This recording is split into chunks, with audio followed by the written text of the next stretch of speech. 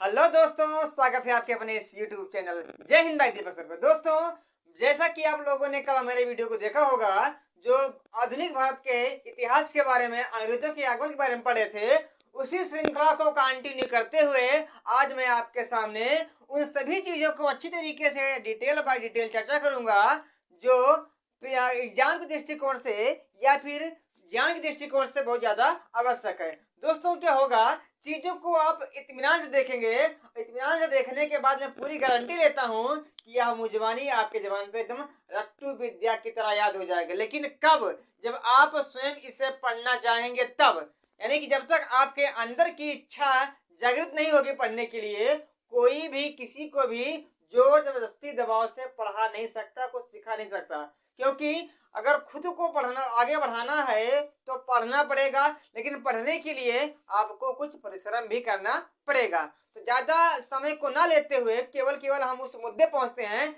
जहां कल हम आप खत्म किए थे, उसी को आगे बढ़ाते हुए हम देखेंगे। कल हमने कहा खत्म किया था?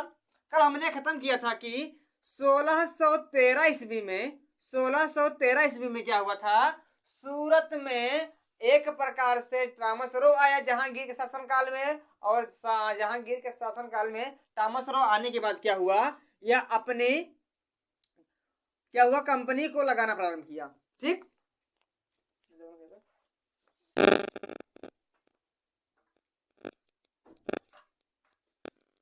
क्या हुआ कि 1613 ईस्वी में क्या हुआ, जहांगीर आ गया। जहांगीर के शासनकाल में तामसरो आ गया। तामसरो ने क्या किया, तामसरो बहुत चालाक था। बहुत चालाक के साथ साथ उसको फारसी अरबी तो नहीं आती थी, लेकिन यह बात बता दिया जाए कि वह इंग्लिश बहुत अच्छी तरीके से बोलता था। वह मनमोहक व्यक्ति था, इसलिए जहांगीर को अपने चंगुल में फंसा लिया।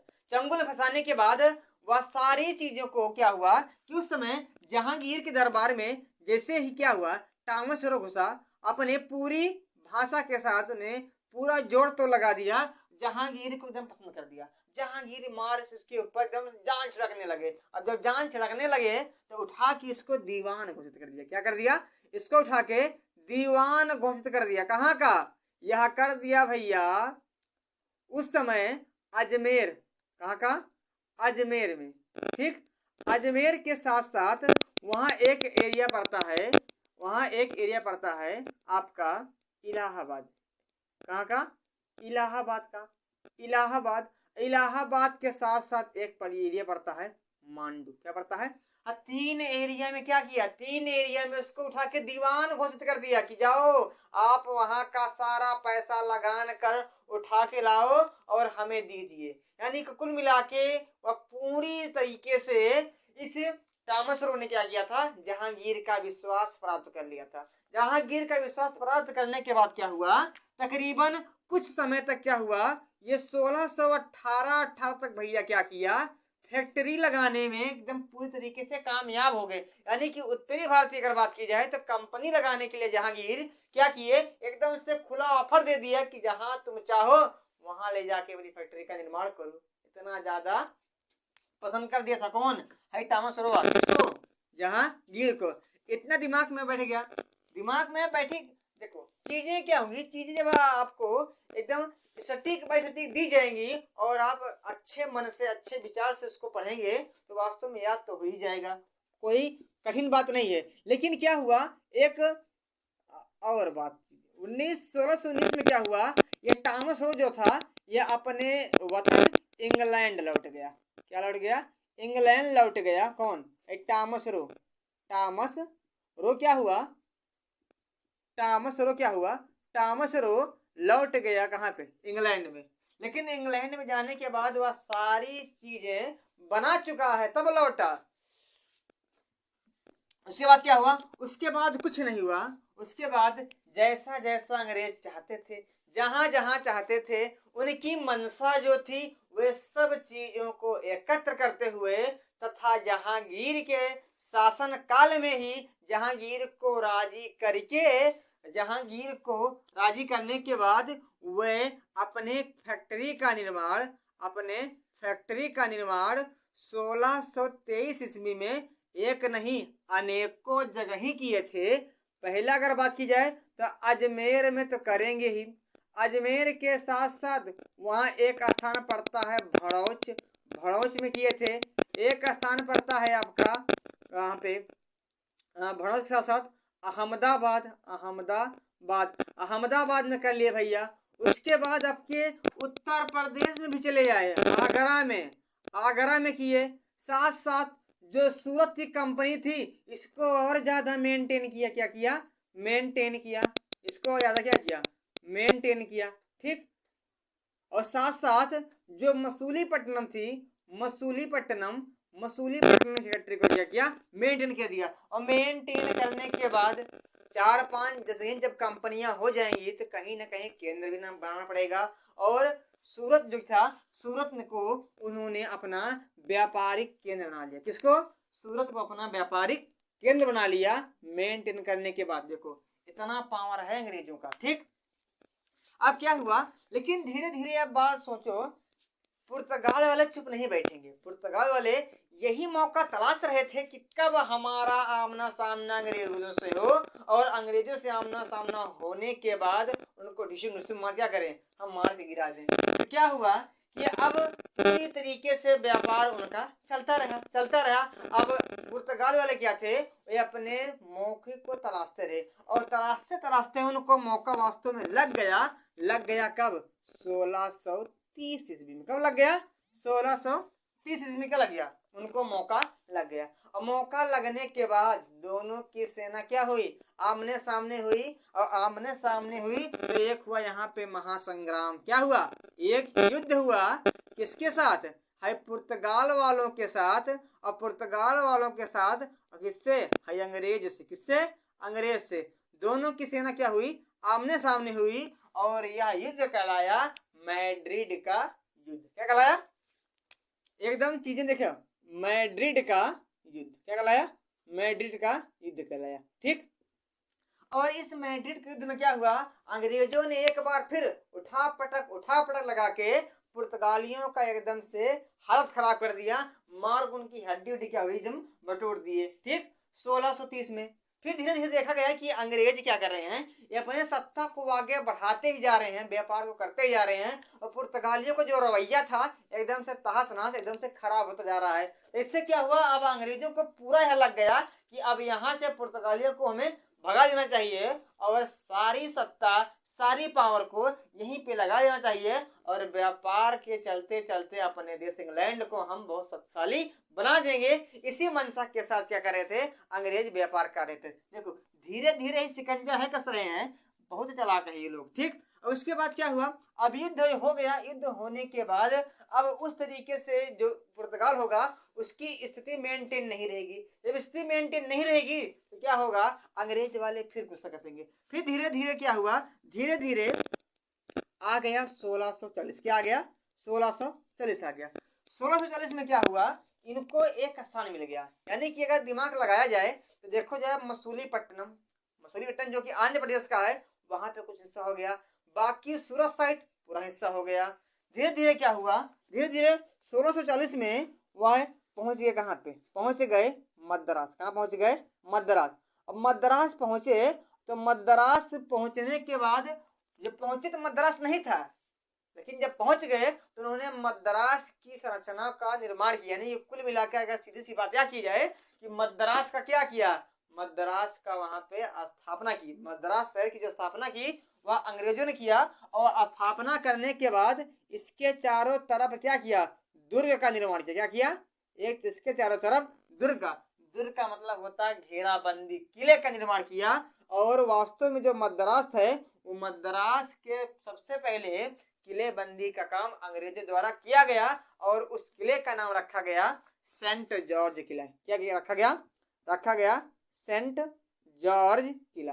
ठीक, कुछ नहीं है, बस इतना है। ठीक, उसके बाद धीरे धीरे क्या हुआ, अब देखा जाए एक प्रकार से सूरत का अधिकार हो गया, मसूलीपट्टनम पे हो गया, यहाँ पे मद्रास के सेंट जॉर्ज पे हो गया।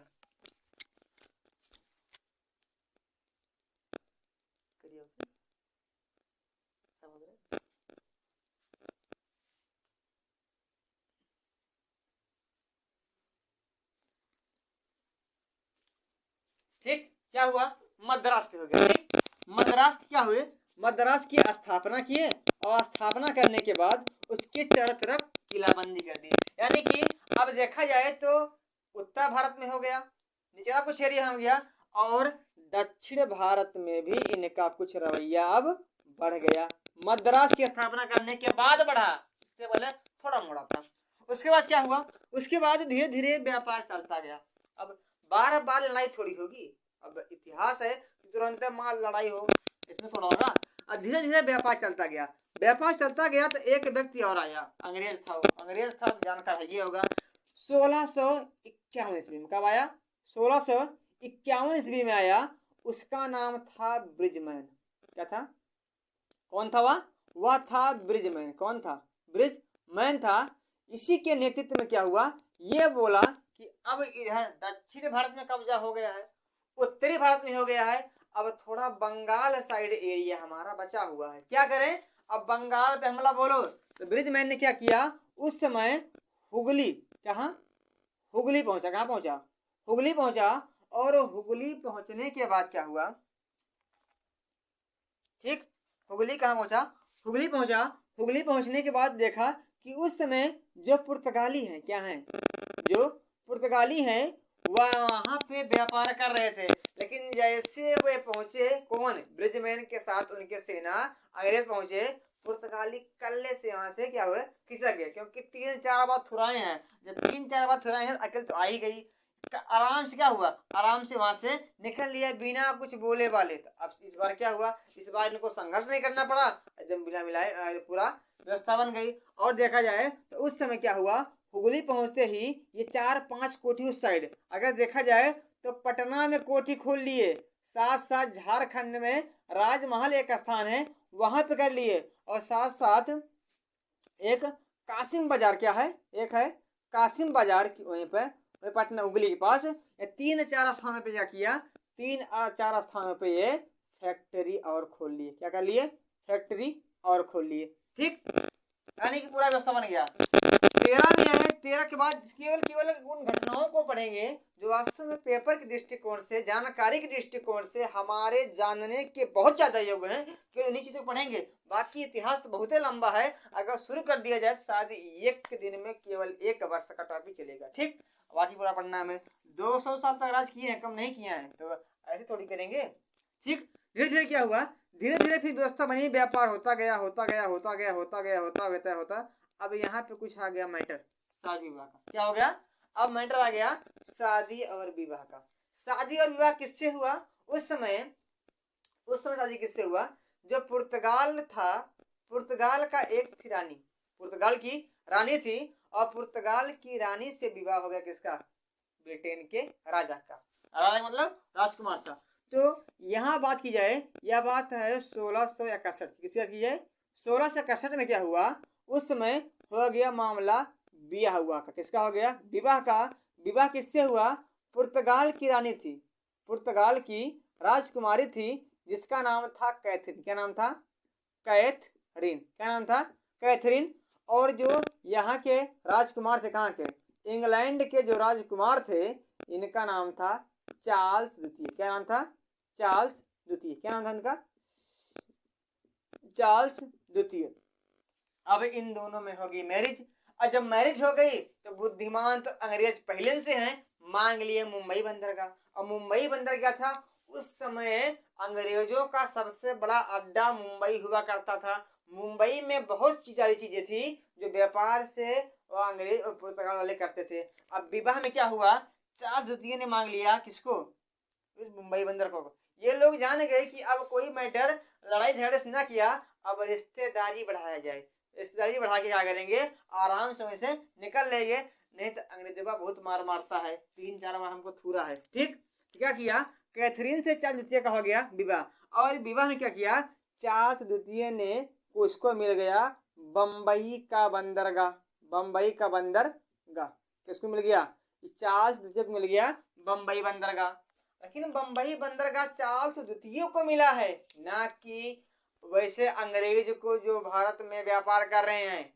रखिए किसको मिला है, यह इंग्लैंड में मिला है, किसको, चार्ल्स द्वितीय को, ना कि ब्रिटेन से आए वह अंग्रेज जो भारत में व्यापार कर रहे थे उनको नहीं मिला है। अब क्या हुआ, धीरे धीरे व्यवस्था बनी 1667 में क्या हुआ, राजकुमार से मिलने गए, यानी कि बात विवाह की हो गई। यहाँ थोड़ी मोड़ी बात तो वहां तक पहुंचती थी और पूरा मैटर विवाह का होकर पहुंचा।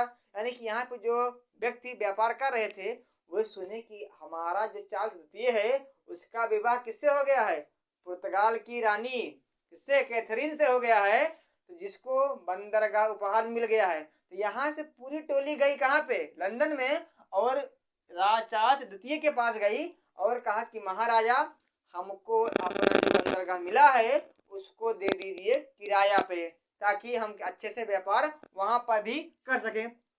तो चार्ल्स द्वितीय क्या हो गया, चार्ल्स द्वितीय मान गया। तो चार्ल्स द्वितीय अपना बंदरगाह उठा के जो मुंबई मिला था वह दे दिया ब्रिटेन के व्यापारियों को।